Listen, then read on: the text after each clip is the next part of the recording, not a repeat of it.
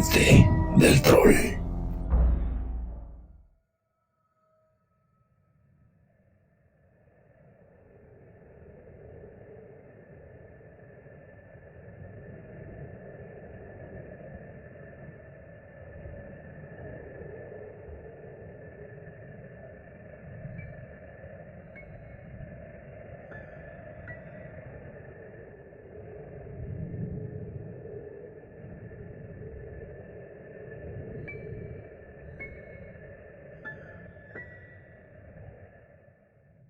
Después de 2 años de seguir las historias de un grupo de rancheros en un rancho presuntamente infestado de ovnis, seres interdimensionales, monstruos míticos de las leyendas indio-norteamericanas, y después de 2 años también de una presuntamente exhaustiva investigación que resultó ser más intermitente de lo que esperábamos, ha llegado el momento de hablar del final del caso del rancho Sherman o el rancho Skinwalker, este lugar lleno de misterios que realmente sospecho no va a pasar una investigación rigurosa apegada a un método científico. ¿Cuál es entonces la conclusión final del caso del cambiaformas, que terminó, como ya dijimos, convirtiéndose en un caso ovni? Bueno, el final requiere de muchas precisiones y, a mi gusto, de muchas aclaraciones. Por ejemplo, el libro de Hunt for the Skinwalker o Caza al Cambiapieles de Keller y Knapp hace múltiples afirmaciones que después son cuestionadas por otros autores que investigan el mismo caso y que no encuentran la misma información. Hay 4 afirmaciones en particular que comenzaremos a analizar el día de hoy. 1. Los propietarios anteriores del rancho compraron en los años 50.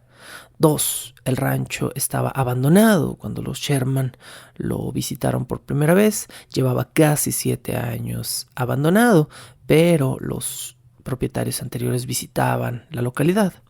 3. Los dueños anteriores llenaron de cláusulas extrañas el contrato de venta de la propiedad, estipulando que no se podía excavar en el terreno, a menos que les avisaran antes. Y 4. Una de las afirmaciones más sonadas, de las que ya hablamos antes, los Sherman encontraron todas las puertas de la casa del rancho con varios cerrojos extraños y resistentes que los hicieron dudar de por qué los dueños anteriores las habían puesto allí. La mayoría de estas afirmaciones, veremos, han sido cuestionadas o citadas de manera negativa por otros libros o por otros testimonios de otros autores. Y de eso se trata nuestro episodio de hoy, cómo cierra el caso del cambiapieles. Bienvenidos a Bajo el Puente del Troll en un nuevo episodio de esta temporada número 15 de lo que llevamos en estos años de Bajo el Puente del Troll. Sí, ya son años que esto comenzó y pues parece que gracias a ustedes esto va a continuar tan bien o mejor que como iba. Episodio 5 de temporada Skinwalker Ranch, historias de la cuenca de Uinta y conclusiones sobre el caso. La primera afirmación cuestionada por un autor es precisamente la de los ocupantes anteriores del rancho. En este caso nos vamos a referir a un libro de 2010 escrito por el autor Frank Salisbury llamado, no muy seriamente, El desplante ovni. Bueno, Frank Salisbury nos dice que los ocupantes anteriores del rancho Sherman eran Kenneth y Edith Myers, una pareja que no compró el rancho en 1950. Frank Salisbury ahonda en la investigación y descubre documentos de la posesión del rancho tan atrás como 1933.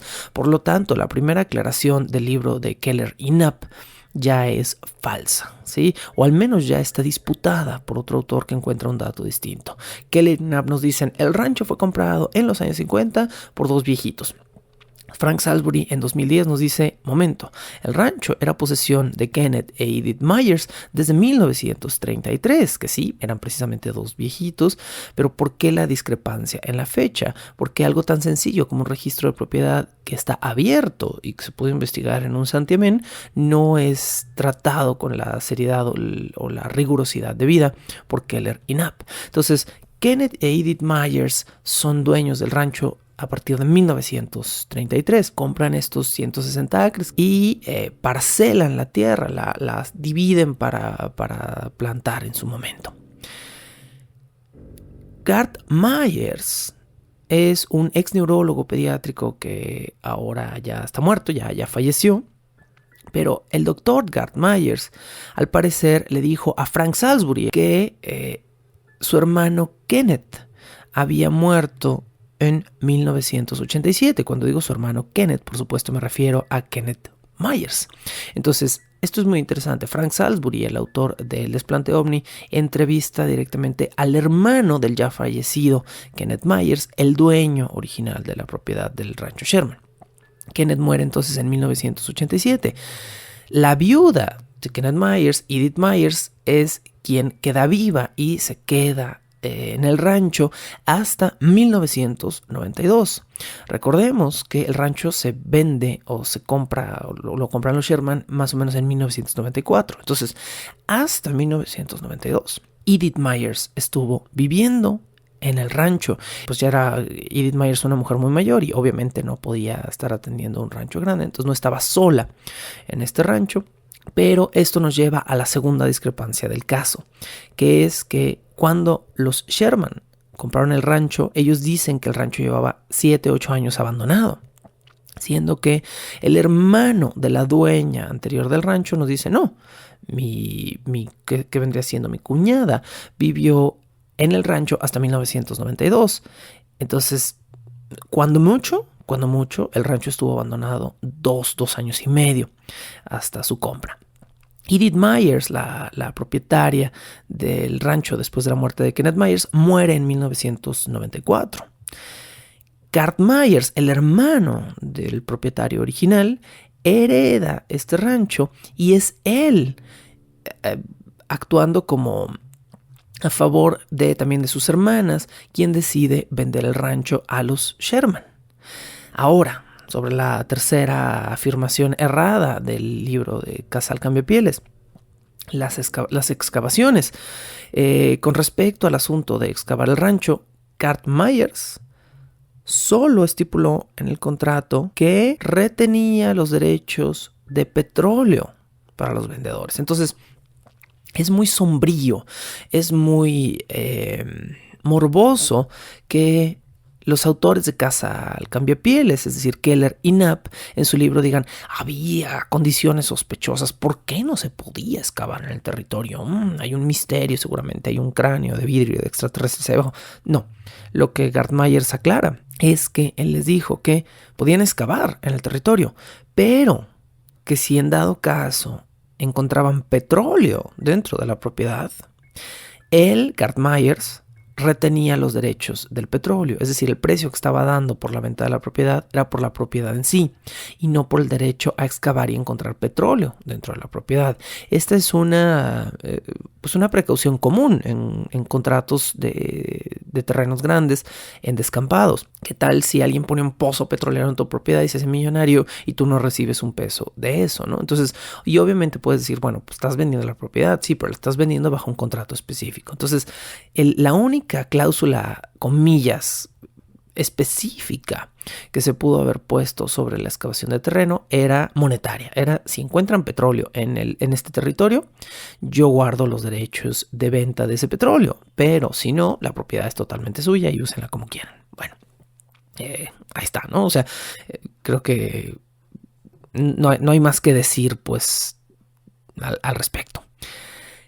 Finalmente, sobre la cuarta afirmación con la que comenzamos el día de hoy, Garth Myers negó por completo que hubiera demasiadas cerraduras dentro de la propiedad. Esto haciendo alusión, por supuesto, a la declaración posterior de Keller y Knapp de que la casa del rancho Sherman estaba totalmente llena de cerraduras extrañas, que todas las puertas estaban cerradas por dentro.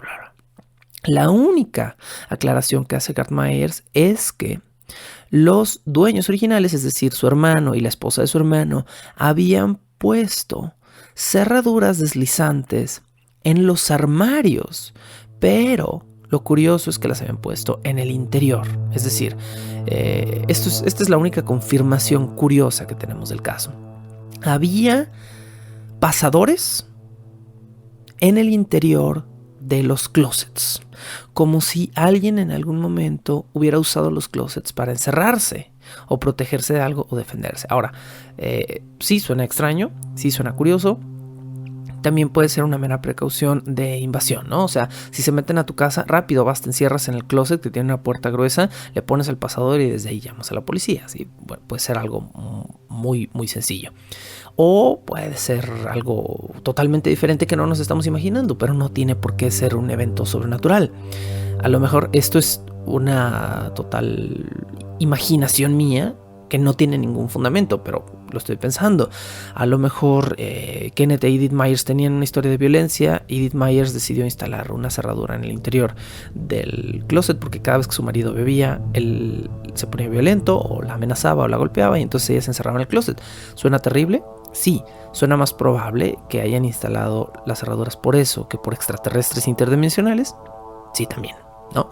Entonces, no sabemos, y Garth Myers no sabe precisamente por qué hay cerraduras en el interior de los armarios, pero esas son las únicas cerraduras que él dice que se habían agregado a la casa fuera de las normales, que son en chapas y puertas comunes y corrientes. Y finalmente, en una afirmación extra, una quinta podríamos decir, que no se cuestiona al principio de este episodio, Garth Myers también afirmó que su hermano y su esposa jamás tuvieron perros guardianes grandes, cosa que Keller y Knapp afirman en Casa al Cambiapieles, ¿sí? O sea, Keller y Knapp están diciendo, oigan, los dueños anteriores también tenían perros y los perros se volvían loquitos, y lo mismo le pasó a Sherman, y el hermano de Kenneth Myers dice, no, o sea, mi hermano jamás tuvo perros en esta propiedad. Tuvieron alguno que otro perrito faldero, pero jamás tuvieron perros guardianes que anduvieran sueltos por la propiedad y no se volvían locos con nada. Y mi hermano y su esposa jamás tuvieron un problema o vieron nada extraño en esta propiedad. Bueno, según el doctor Peter A. McHugh, de cuyas palabras voy a traducir una buena parte de lo que vamos a escuchar en este episodio.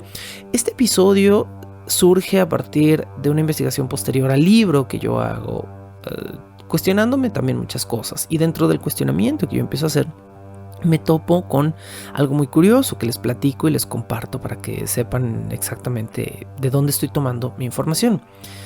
Comencé a buscar otros libros distintos al libro que usamos como centro de la investigación de esta temporada y me topo con este libro precisamente del que les estoy hablando, que es el Desplante OVNI, pero lo interesante es que dentro de los comentarios, dentro de las reseñas de la venta del libro en Amazon, me topo con las notas de este fulano, un tal Peter McHugh. Escríbase McCue, McHugh, o sea, como con una doble C, pero una minúscula y otra mayúscula.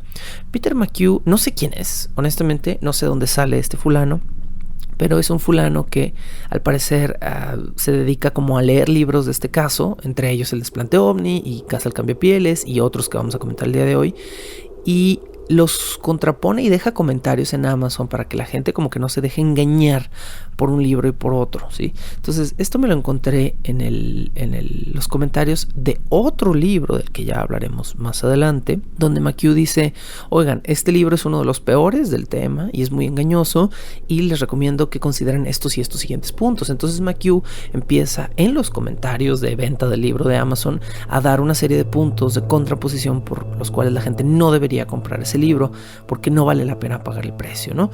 Entonces me topo yo con esta reseña y obviamente mi curiosidad natural me llevó a investigar algunas de las afirmaciones de McHugh y a contraponerlas precisamente como él dice con lo que dicen los otros libros, y es de ahí de donde surge este último episodio y cierre de temporada, donde nos abocamos a desmentir algunas cosas o a cuestionar algunas cosas finales en el caso. Entonces McHugh, dentro de estos comentarios, nos dice que en Hunt for the Skinwalker, en el libro que fue central en nuestra temporada, él encuentra, en comparación con otros libros u otros estudios, algunas rarezas, algunas discrepancias sobre las afirmaciones del territorio. Y entonces volvemos a Garth Myers y volvemos al autor del desplante ovni, que es Frank Salisbury. Al parecer, Garth Myers, el hermano del propietario original del rancho Sherman, antes rancho Myers, supongo, le dijo a Frank Salisbury, el autor del desplante ovni, que había estado cerca de su hermano y de su cuñada durante los últimos años en el rancho. Y él dice que al menos en los últimos años en los que la pareja estuvo ahí, digamos desde el 86, 87, que muere el hermano de Garth, hasta el 92, que muere su viuda, Garth Myers afirma que, y cito, aquí no hubo nada, inequívocamente, absolutamente nada que sucediera mientras ellos, refiriéndose a su hermano y a su cuñada, vivieron allí. Esto lo cita el libro de Frank Salisbury, El desplante ovni, en 2010 en la página 219. Cuando Garth Myers era adolescente, él dice haber trabajado en el rancho de su hermano durante 3 veranos, 3 añitos. Y durante esos 3 años, él tampoco vio absolutamente nada. En un correo electrónico que le manda en noviembre de 2010, Frank Salisbury le explica a McHugh, que es el fulano que está haciendo estos comentarios, que él estuvo un par de semanas visitando la cuenca de Uinta con otro autor que es Jacques Vallée. Escríbase como Valle, pero con doble E, ¿sí? Jacques Vallée. Jacques Vallée, al parecer, investigándolo, es otro autor que está interesado en el fenómeno ovni. Entonces, Frank Salisbury, en 2010, junto con Jacques Vallée, van a la cuenca de Uinta y hacen lo mismo que dicen haber hecho Keller y Knapp para redactar Hunt for the Skinwalker. Van y entrevistan a un montón de personas que colindan o que coinciden en territorio con el territorio del rancho Skinwalker. Entre ellos se topan a un fulano que se llama John García. John García es el falso Mr. González de Hunt for the Skinwalker. Es uno de los testimonios que leímos en uno de los episodios anteriores, que les dije que era con un nombre falso y que era un tal Mr. González o señor González.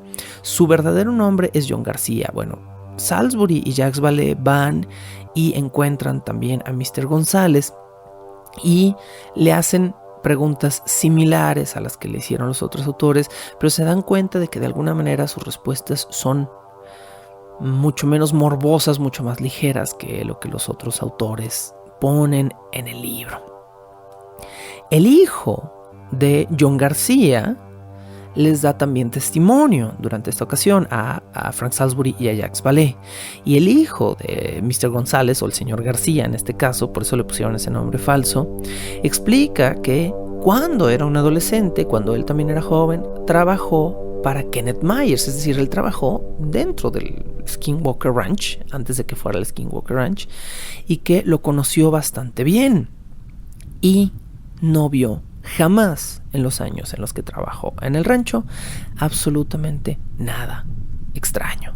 Entonces, estas aclaraciones son muy interesantes para mí, ¿sí? Esto de alguna manera desmiente o por lo menos desprestigia muchísimo el libro que tuvimos como fuente esta temporada. Si Keller y Knapp ya nos mintieron en 5 o 6 cosas, el rancho no llevaba desocupado 7 años cuando los Sherman llegaron ahí y la propiedad no estaba en total caos y no estaba destrozada. Los propietarios anteriores, Kenneth e Edith Myers, no compraron el rancho en los años 50, lo ocupaban desde 1933 y de 1933 a 1992 que muere Edith Myers, no hay un solo reporte, un solo registro, una sola emergencia ovni sobrenatural con hombres lobo, con luces interdimensionales en todos esos años, que son 60 años, casi 60 años, 59 años, no sé matemáticas, pero casi 59 años me parece en mi matemática rudimentaria, donde no hay información negativa del caso. Los dueños anteriores solo tenían cerraduras extrañas dentro de los closets. No sabemos por qué. Esa es la única afirmación que parece ser remotamente cercana a lo que Keller y Knapp nos dicen en Casa al Cambiapieles. Y finalmente, los Myers jamás tuvieron perros guardianes que se preocuparan por situaciones dentro de la propiedad. Kenneth Myers jamás vio nada. Edith Myers jamás vio nada. Vivió en la propiedad hasta 1992. El hermano de Kenneth Myers, Garth Myers, jamás vio nada después de haber trabajado 3 años seguidos en el rancho. Y el hijo de uno de los testimonios más importantes del libro de Casa al Cambiapieles, que es el fulano señor que es John García, que es como el señor González en la otra fuente. También trabajó un par de años en el rancho Sherman, o aquel entonces rancho Mayer, y no vio nada. Con esto tenemos nada más para empezar el capítulo de hoy, irnos dando cuenta de que muchas de las cosas de este caso son cosas que se tienen que tomar con un enorme grano de sal. Bajo el puente del troll.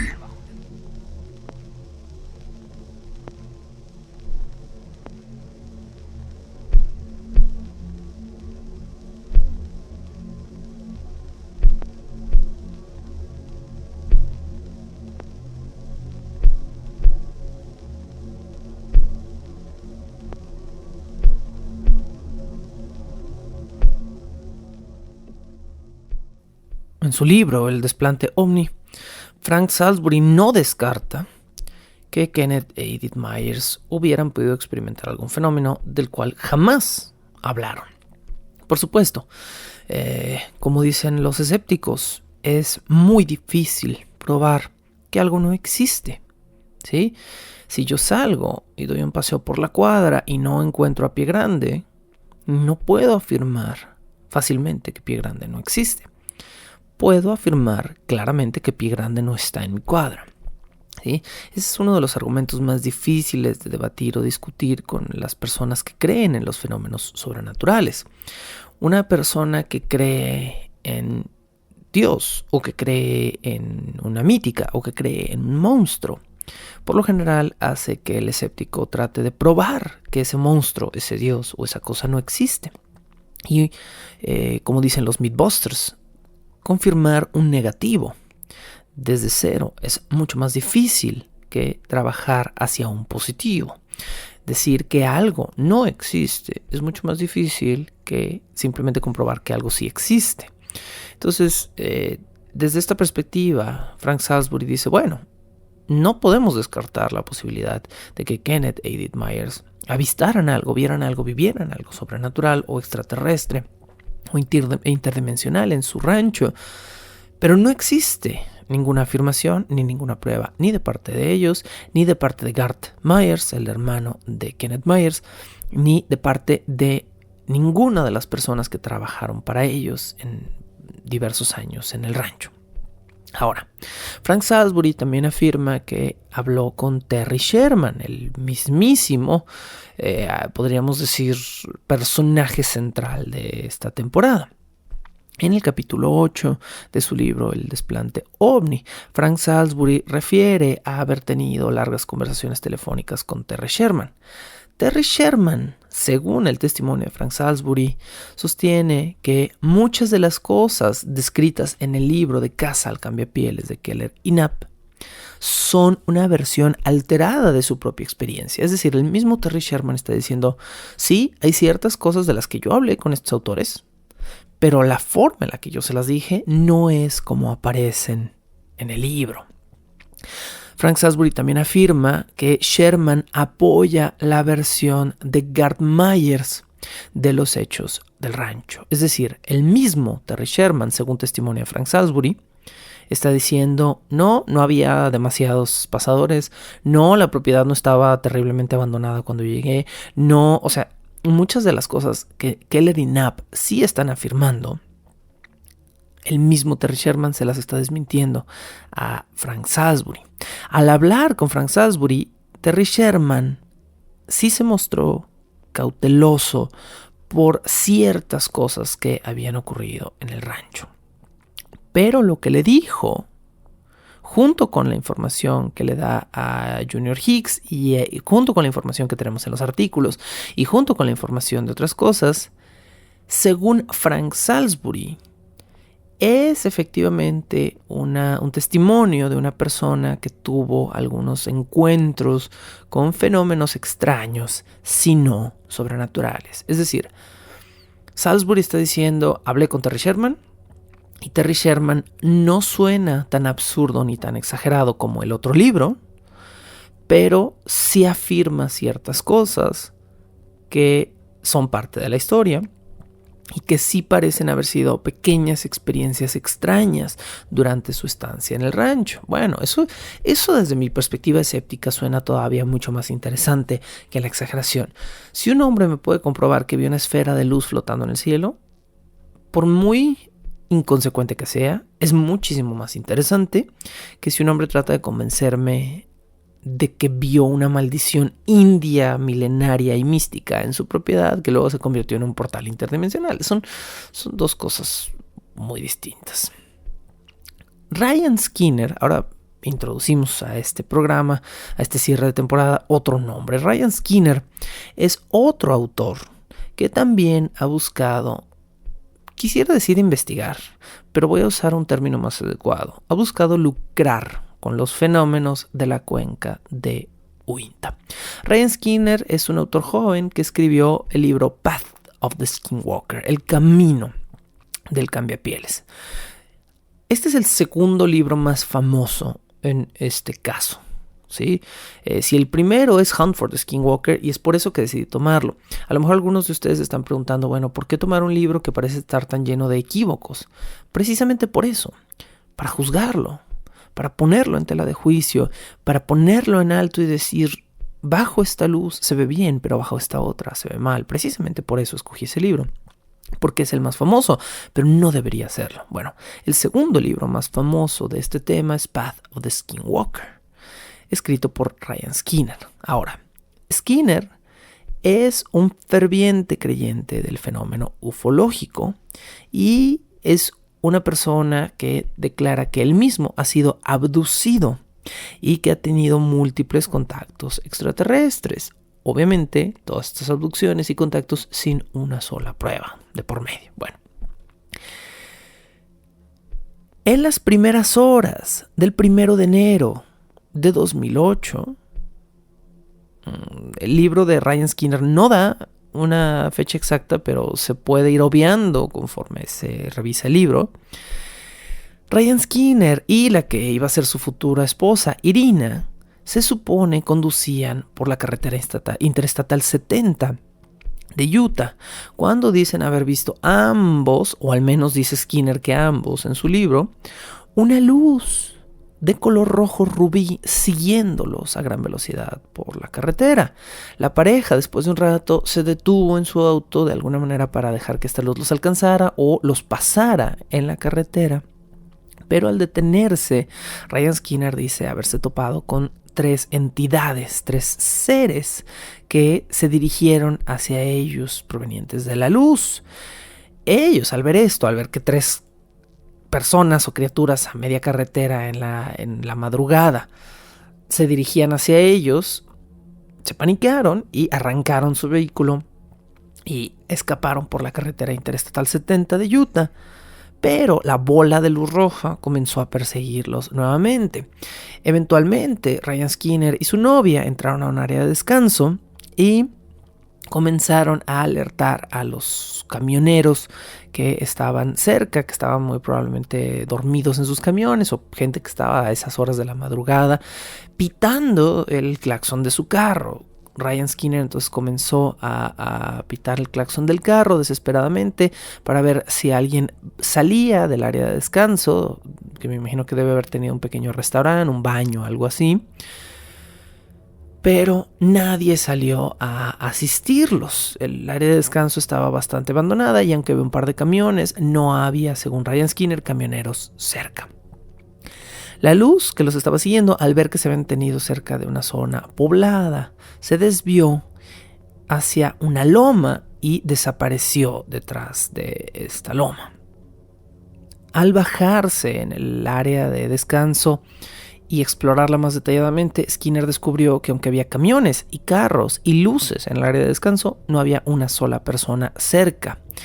Pero dentro de los vehículos y dentro del restaurante había objetos, ¿sí? Al menos Skinner dice haber notado un teléfono celular y bolsos con artículos personales en el interior de un par de carros. En el área de descanso, los carros tenían las puertas y o las ventanas abiertas, como si hubieran estado ocupados previamente, pero habían sido abandonados por completo. Obviamente Skinner asumiendo que la gente dentro de esos vehículos fuera, no sé, raptada, desaparecida por este mismo fenómeno ufológico. Después de continuar su viaje por la cuenca de Uinta, Skinner y su novia dicen haber tenido más avistamientos ovnis y avistamientos del tercer tipo, es decir, directamente con entidades alienígenas en persona. Según Skinner y según su libro, ellos capturaron algunos fenómenos de este tipo, que son fotografías de luces, básicamente, y después continuaron por la carretera varias horas conduciendo, pero dicen haber experimentado una pérdida de tiempo o tiempo perdido, que es un fenómeno muy común presuntamente en las abducciones alienígenas. Crees que vas manejando, de repente volteas, ves tu reloj, son las 6 de la tarde, 5 minutos después lo vuelves a ver y son las 8 de la noche y no sabes dónde estuviste las 2 horas anteriores, ¿no? Entonces, Ryan Skinner es un arquetipo de autor ufológico, ¿sí? Ha tenido todas las experiencias, ha tenido todos los sucesos, no puede comprobar ninguno, no tiene pruebas de ninguno, pero está obsesionado y convencido de que se tiene que dedicar a eso porque lo ha experimentado de alguna manera.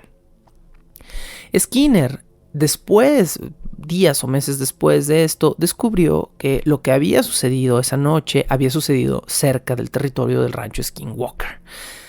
Ahora, cerca es relativo, porque investigando un poquito, al parecer donde Skinner afirma haber sido afectado por este fenómeno y donde está el rancho Sherman hay 70 millas, es decir, como unos 95 kilómetros, haciendo así a grosso modo una conversión, unos 95 kilómetros de distancia entre donde Skinner afirma haber experimentado esos fenómenos y donde está el rancho Sherman o el rancho Skinwalker.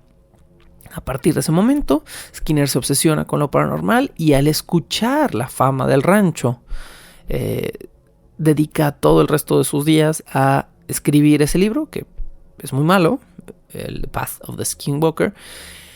Y su obsesión, al parecer, terminó en la ruptura con su novia Irina, quien ya no es su pareja, porque pues, el vato se volvió loquillo aquí con este rollo, ¿no? Entonces, bueno, tenemos a un autor joven, totalmente obsesionado con un fenómeno que de alguna manera vemos fuerza las cosas para que cuadren, ¿no? Estoy a 90 kilómetros de distancia de donde pasó el lugar, pero en el libro digo que sucedió cerca, muy cerca de ese lugar que me obsesiona y que seguro está relacionado el fenómeno que yo estoy experimentando con lo que a mí me pasó, bueno, o con lo que pasó en Skinwalker Ranch.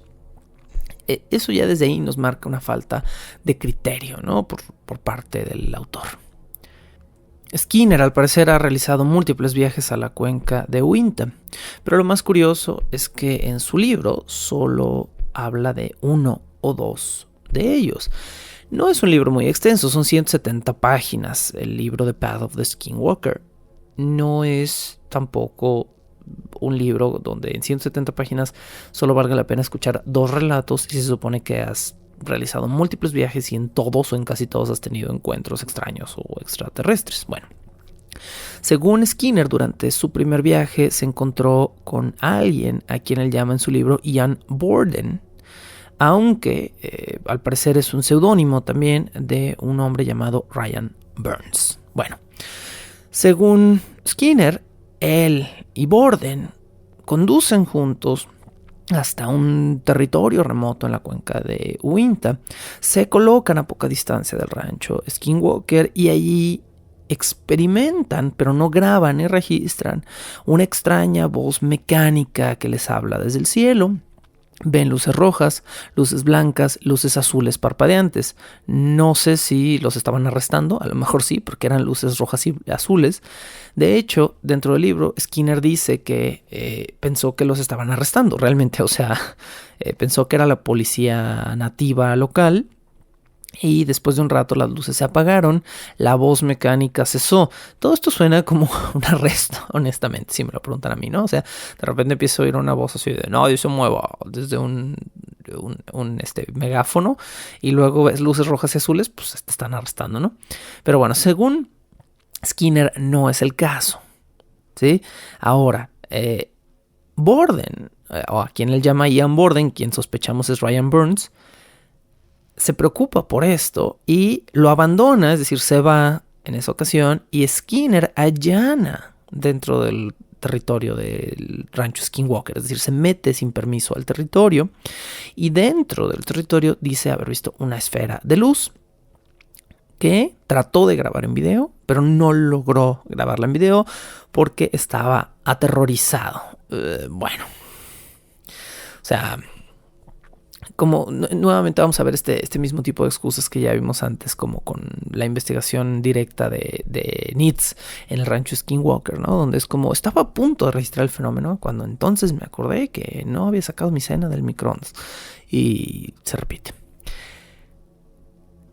Ahora, ¿por qué estamos mencionando que Ian Borden es probablemente Ryan Burns? Bueno, Ryan Burns es nuestro nuevo nombre de este segmento. Ryan Burns es otro autor que escribió el libro Skinwalker and Beyond en 2011. En el capítulo 6 de su libro Skinwalker and Beyond, al parecer Ryan Burns describe el mismo evento que Ryan Skinner está describiendo en su libro. Por eso, al parecer, Ian Borden en realidad es Ryan Burns, porque están describiendo el mismo evento. Pero el relato de Burns es muy diferente del de Skinner. Nuevamente encontramos estas enormes discrepancias, ¿sí? Burns informa que sí experimentaron algunas luces o reflejos anómalos en el cielo, pero no describe las mismas cosas que Ryan Skinner, que es como luces rojas y azules y una voz mecánica en el cielo y bla, bla, bla, bla, bla, bla. Bueno. Y como presuntamente después de ese punto ambos se separaron porque Burns no quiso allanar el rancho Skinwalker y Skinner entró solo, pues la otra parte del relato de Skinner no está contenida en el libro Skinwalker and Beyond. Skinner regresa, después de esta primera visita, regresa a su casa en Wisconsin. Les dije que solo relataba 2 fenómenos Skinner en su libro. Este es parte del primero todavía. Skinner, después de experimentar esto, regresa manejando a su casa en Wisconsin y dice haber experimentado secuelas durante 3 noches más. Dice haber experimentado golpes o sonidos extraños en su casa, específicamente golpes en la puerta, ¿no? Como si alguien estuviera tocando en la propiedad y él abría la puerta y finalmente no había nadie ahí. Eventualmente optó por no responder a los toquidos en la puerta hasta que 3 días después desaparecieron. Parece que también experimentó dentro de su testimonio pasos que caminaban cerca de la puerta de su cuarto, pero luego no había nadie ahí. Escuchaba como si hubiera un intruso caminando o cambiando su peso de una tabla del piso a otra, y escuchaba los rechinidos, pero no había nadie ahí. Y después de algunos días comenzó a considerar el fenómeno como algo que se iba a quedar o cotidiano, y eventualmente desapareció, ¿no? Entonces, ¿existen pruebas? ¿Grabó algo? ¿Tiene algo en su...? Nada. Todo es como en Hunt for the Skinwalker, todos son testimonios de un fulano en un libro vendido en Amazon, ¿no? Entonces, todo se toma de nuevo con un enormísimo grano de sal.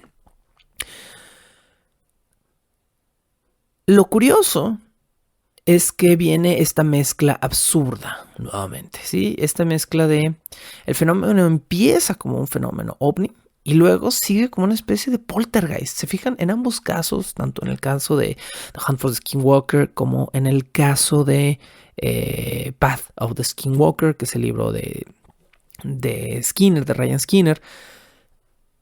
Primero es como fui al medio del desierto y vi unas luces locotronas y me asusté y me fui. Ok. Y después el fenómeno es como, y entonces un hombre comenzó a caminar por mi casa, pero era un hombre invisible. Bueno, ¿es un poltergeist o es un alien? O son ambos o son la misma cosa, ¿no?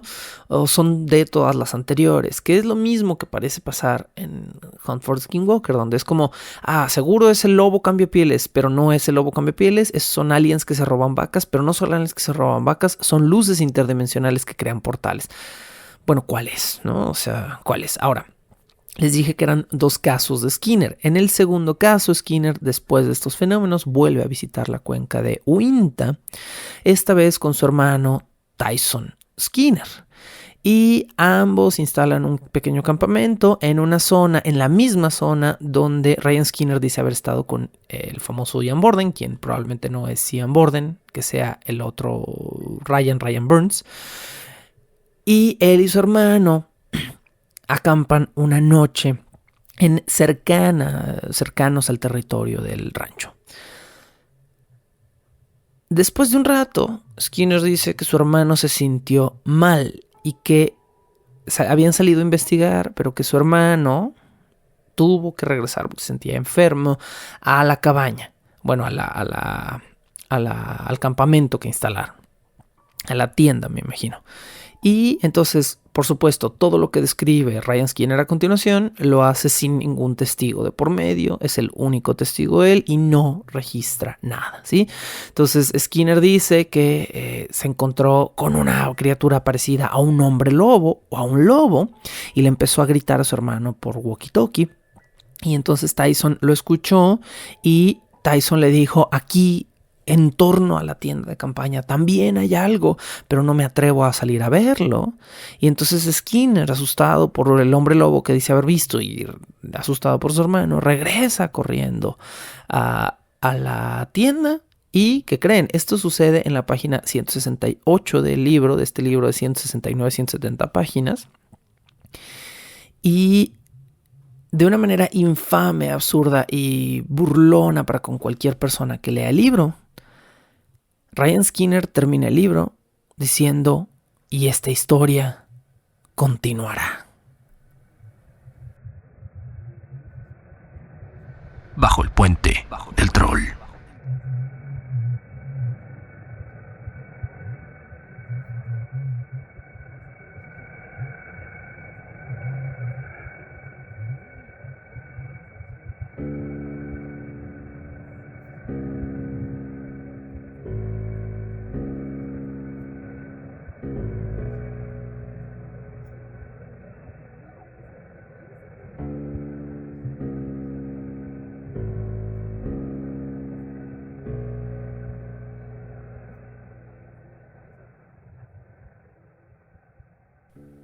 Personas que hayan realmente pagado por el libro Path of the Skinwalker se habrán sentido terriblemente engañadas por el contenido y el final del mismo.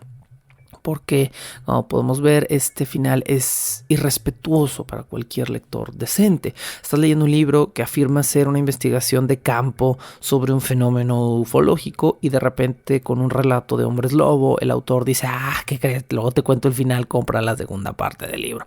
Es la cosa más absurda. Es la cosa más asquerosa que le puedes hacer a un consumidor, ¿no? Ofrecerle un producto y no darle el final del producto para que te compre otro producto. Es horrible.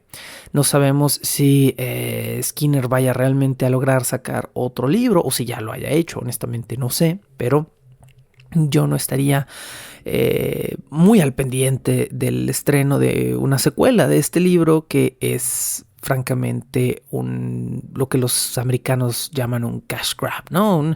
Un producto cuya única intención es explotar un tema de alguna manera y simplemente pues hacerte pendejo, no hay otra forma de decirlo. Bueno, ahora, volviendo al libro que estamos cuestionando, que es Hunt for the Skinwalker. En Hunt for the Skinwalker, los autores también tienen el descaro de cerrar de una forma, podemos decir cerrar de una forma abierta su libro. Por el resto del libro,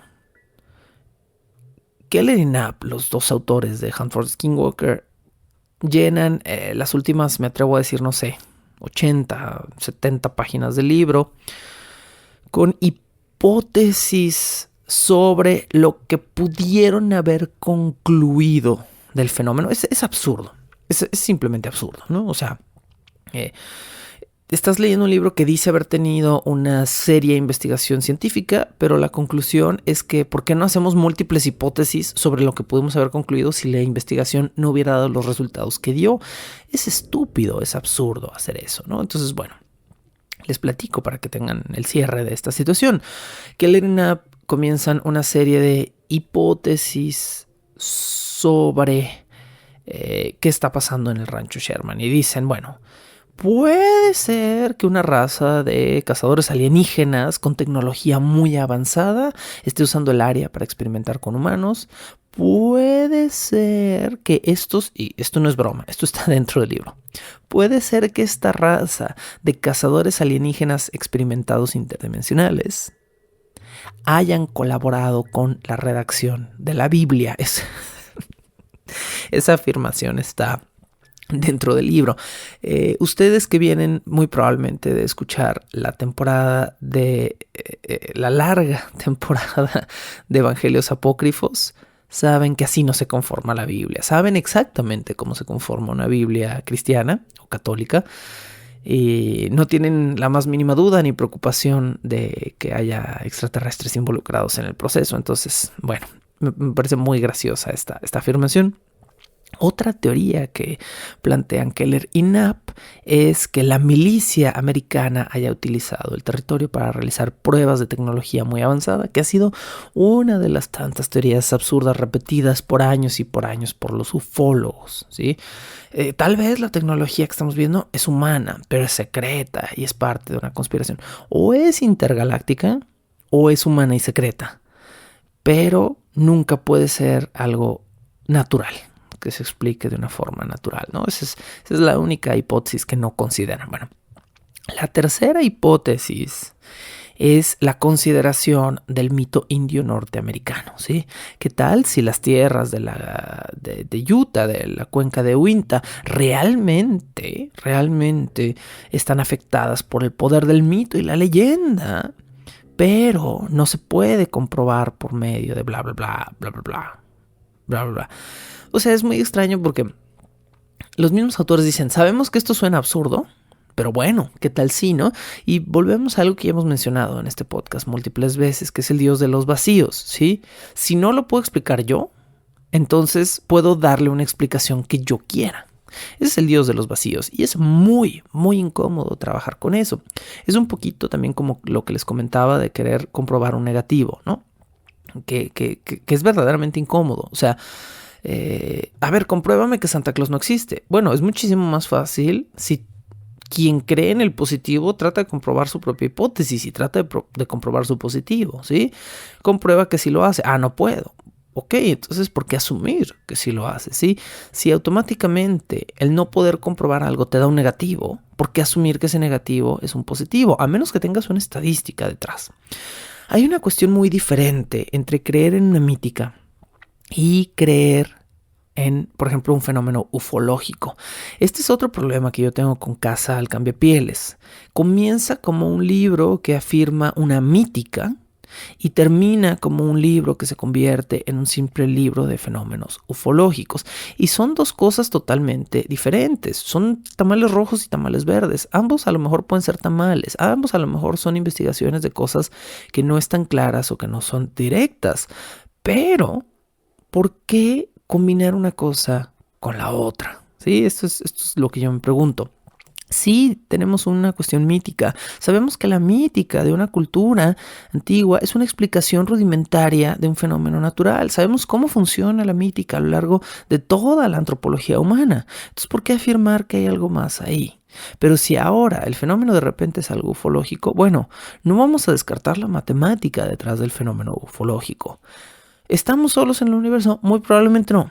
¿Estamos cerca de otra especie inteligente con capacidad de viaje intergaláctico en el universo? Muy probablemente la respuesta es tampoco, ¿sí? Estamos en un universo enorme, plagado de galaxias, pero ninguna cercana la una de la otra. Por lo tanto, eso presenta una nueva problemática. Si vas a creer que los extraterrestres de alguna manera te dominan, o están en tu barrio, o te están abduciendo, o le están perforando literalmente el ano a tus vacas, entonces tenemos que poder de alguna manera comprobar que existen galaxias o suficientes galaxias lo suficientemente cerca como para que existe una posibilidad de viaje intergaláctico. Y siempre podemos abrir el terreno de la posibilidad. Siempre podemos decir, pero hay otras especies que a lo mejor tienen una tecnología que nosotros no tenemos, bla, bla, bla, bla, bla, bla, bla. Y jugar a ser Arthur C. Clarke y jugar a ser autores de ciencia ficción. Pero eso no cuadra con lo que estamos viendo y observando a través de nuestros telescopios más poderosos a través de la Tierra. Estamos muy lejos y la probabilidad estadística de que en tanto espacio estemos cerca de otra civilización tanto o más avanzada que la nuestra es terriblemente baja. Entonces mi pregunta es, ¿por qué mezclar chile con mole? Pues, ¿por qué decir, bueno, esto podría ser un fenómeno indio-norteamericano convertido en realidad, o podría ser un fenómeno ufológico? No sabemos cuál, pero estamos más tranquilos con cualquiera de estas dos explicaciones irracionales que con cualquier posible explicación racional, o con el hecho de que haya 60 años de testimonios de perfecta normalidad en un terreno, 1 año y medio de testimonios de anormalidad, y de repente estamos interesados en esto. ¿Por qué? Porque comprueba nuestra teoría de que ya existe algo. Recordemos que Keller y Knapp, que ambos autores son dos autores abocados a confirmar el fenómeno ovni por medio de testimonios y presuntas abducciones y bla, bla, bla. Bueno, Keller y Knapp nos dicen que la teoría de los seres dimensionales o los seres extraterrestres está respaldada por la teoría del hormiguero. Y pues, por supuesto les explico a continuación la teoría del hormiguero. La teoría del hormiguero dicta que si un grupo de seres humanos que se consideran más inteligentes y más avanzados que las hormigas dentro de su concepción social, van a construir un centro comercial en un terreno, pues no sé, en un descampado, en un despoblado, no van a ir y a explicarle a las hormigas lo que va a pasar. Van a comenzar a construir, las hormigas eventualmente van a notar vibraciones o perturbaciones en su terreno y eventualmente van a ser totalmente aniquiladas de su hormiguero por una excavadora, porque van a echar cemento exactamente en donde se encuentra el hormiguero. En ningún momento los humanos van a considerar presentarse con las hormigas, reubicar a las hormigas o explicarles la situación. Simplemente van a hacer lo que tienen que hacer y, si es necesario, van a destruir lo que tienen que destruir. Esta teoría se utiliza para explicar en fenómenos ufológicos la posibilidad de que los ovnis nos consideren, los extraterrestres más bien, nos consideren hormigas a nosotros. Nosotros entonces somos las hormigas en esta metáfora. Estos ovnis son los constructores del estacionamiento. Estos seres, digo ovnis, son objetos voladores, pero bueno, pues porque lo que es el caso, pero en realidad sería referirnos a ellos como extraterrestres. Estos extraterrestres son una entidad tan avanzada que no nos considera una entidad pensante. Y estas aperturas presuntas de portales interdimensionales y estos avistamientos de luces y estos animales sobrenaturales extraños que se están viendo en la cuenca de Ointa, en realidad son consecuencias de un plan extraterrestre tan avanzado que no podemos entender y que ellos no se van a molestar en explicarnos. Esta misma teoría se explica también desde la perspectiva de una proximidad menor, es decir, entre las hormigas y los humanos se considera que hay una brecha intelectual enorme. ¿Estaríamos tan lejos de otras especies extraterrestres? Bueno, los autores Keller y Knapp nos dicen, ok, piensen lo mismo con un grupo de primates, ¿sí? Los primates, nosotros somos primates racionales, hay primates menos racionales o no racionales en otros grupos de primates en la Tierra. Si nosotros vamos a deforestar una parte completa de un bosque, de una selva, le vamos a comunicar a este grupo de primates, les vamos a enseñar lenguaje de señas para comunicarles que vamos a deforestar su selva o vamos a deforestar la selva y esperar que salgan corriendo, ¿sí? Entonces lo que nos dicen al final de Hunt for the Skinwalker es: Aunque nosotros estuviéramos apenas a un paso atrás, a un 2% de diferencia genética de esta otra especie extraterrestre, probablemente esa otra especie extraterrestre, si se considerara social e intelectualmente superior, no nos explicaría la actividad de nuestro terreno.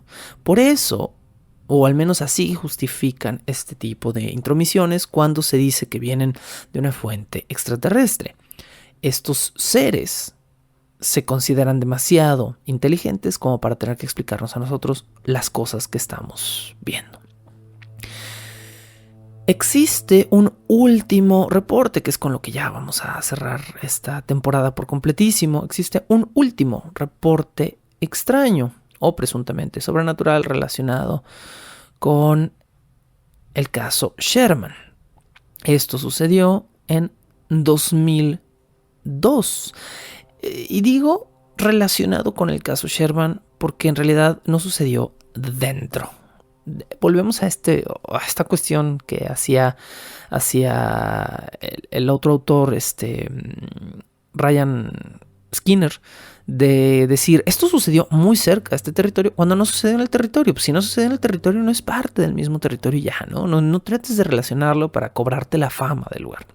Bueno, hace 19 años, es decir, en febrero del año 2002, estamos ahora en enero de 2021, más o menos hace unos 19 años, sucedió que apareció un círculo de hielo en las aguas de un estanque cercana al noreste de un rancho de Utah.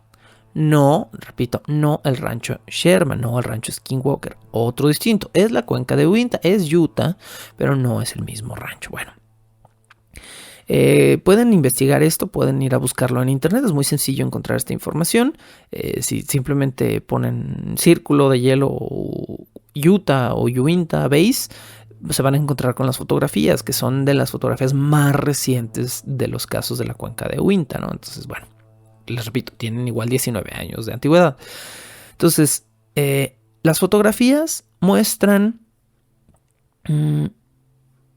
un círculo efectivamente de hielo. Ahora, hay que aclarar, cuando digo un círculo de hielo no me refiero a un disco o a un plato. No, si se están imaginando como un iglú, así como un círculo, un disco de hielo, no, eso no es a lo que me refiero. Me refiero a una circunferencia vacía de hielo, ¿sí? Entonces los discos de hielo no son raros en la naturaleza, de hecho aparecen muy comúnmente en lagos. El agua se congela en círculos concéntricos en los lagos, ¿sí? Van a aparecer, por eso aparecen los icebergs de la forma en la que aparecen. A la naturaleza le gusta mucho la circulatura, podríamos decir. La circulatura y la redondez. El agua en gravedad cero se vuelve una esfera redonda, ¿no? Porque es la forma más eficaz en la que físicamente se puede contener a sí misma y transportar a sí misma. Entonces, los círculos, los platos, los discos de hielo no son raros en la naturaleza. Los círculos huecos, las circunferencias vacías, sí lo son. Bueno, un par de fotografías rondan en la internet y muestran un disco, un círculo vacío, una circunferencia, más bien no un disco, una circunferencia hueca de hielo, como si tuviera el borde pero no el centro. ¿Quiénes creen que regresaron a la acción después de unos añitos de no hacer nada? NITS regresa una vez más para investigar este fenómeno, y lo que sale de la investigación es un PDF que pude haber hecho yo, se los juro, es un PDF que se ve súper hecho en Word, pero bueno. Es un PDF de 6 páginas que pueden encontrar en este momento en internet, y que incluye las fotografías que menciono, y además tiene una introducción que traduzco aquí para ustedes. Dice: NITS fue contactado a las 8 de la mañana el 21 de febrero de 2002 con respecto a la aparición de un círculo de hielo que se había manifestado misteriosamente en un rancho durante la noche. Según el informe, aproximadamente a las 7 a.m. de la mañana del 21 de febrero de 2002, el círculo, que mide 1,70 m de diámetro, fue descubierto en un canal de irrigación en un rancho al noreste de Utah.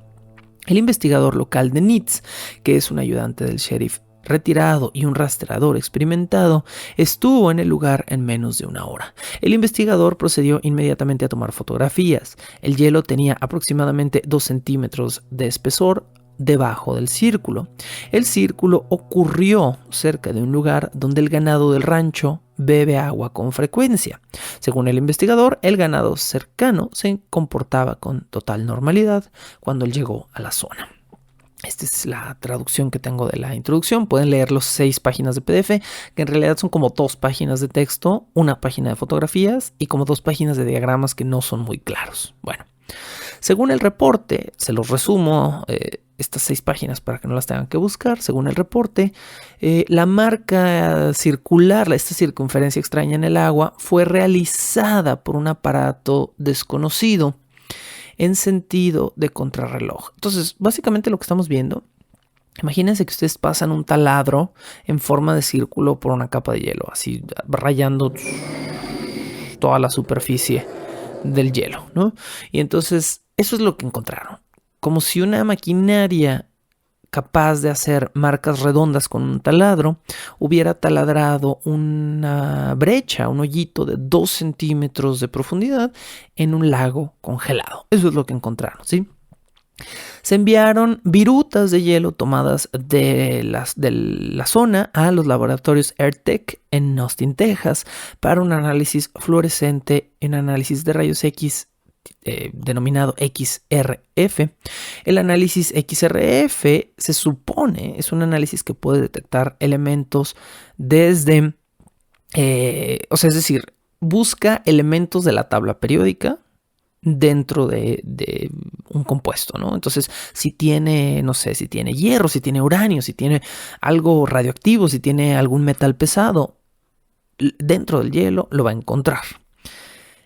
Los resultados del análisis XRF es que es agua de grifo, o sea, que es agua semipotable, la que estaba en esa muestra. No hay referencias a ningún metal pesado, ningún material radioactivo. No hay diferencias en composición elemental entre una muestra de control de agua de la llave y una muestra de hielo del círculo. Así que, pues, no hay nada. Como en otros casos que hemos mencionado, no se encontraron huellas de pies ni marcas de maquinaria cerca del lago, pero se resolvió que la realización de un círculo perfecto taladrado no era un evento natural y se consideró como un evento no resuelto en una investigación inconcluyente, que es la cosa favorita de la cuenca de Uinta. No concluir claramente las cosas. Ahora, después de escuchar todas estas teorías y conclusiones, a mí personalmente me encantaría escuchar qué concluyen ustedes.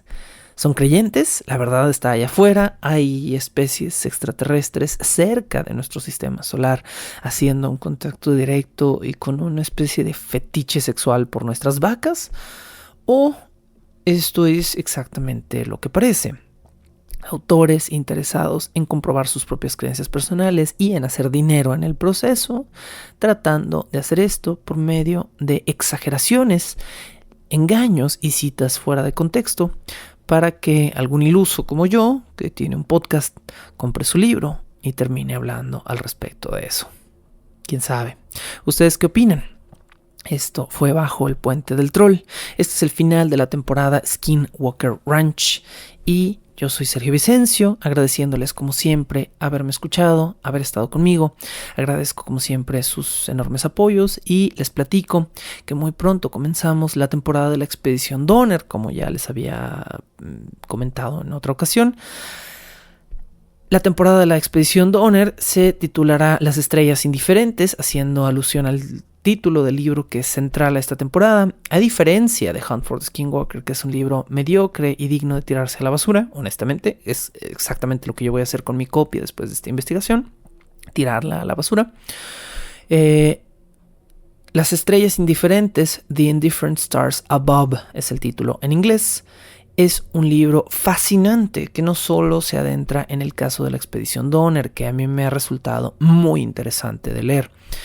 También es un libro que se adentra de una manera muy íntima y personal en cómo era la vida en el Viejo Oeste, o más específicamente en el Viejo Este, es decir, en el lado este de América, en el lado de este, más o menos podríamos decir, de Norteamérica, donde la gente estaba obsesionada con moverse hacia el oeste. El oeste era la promesa de buenas cosechas, clima cálido y buen dinero. Pero también el viaje a través de la famosa senda hacia el oeste era inmisericordia brutal y se cobró decenas de vidas, al menos en la historia que les comenzaré a relatar a partir de la próxima semana. La locución, la producción y la música original de este programa son creadas por Sergio Vicencio. Ve a patreon.com/Sergio Vicencio y apoya este podcast para obtener horas de contenido adicional. ¿Quieres comisionar cápsulas, episodios o incluso temporadas completas o comprar contenido digital de Bajo el Puente del Troll? Ve a coffee.com/Sergio Vicencio y encárgate de decirme qué hacer.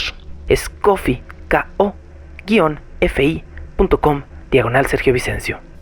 Búscame como @recuadroblanco en Twitter e Instagram o como Sergio Vicencio en YouTube para darme tu opinión sobre este podcast. Bajo el Puente del Troll.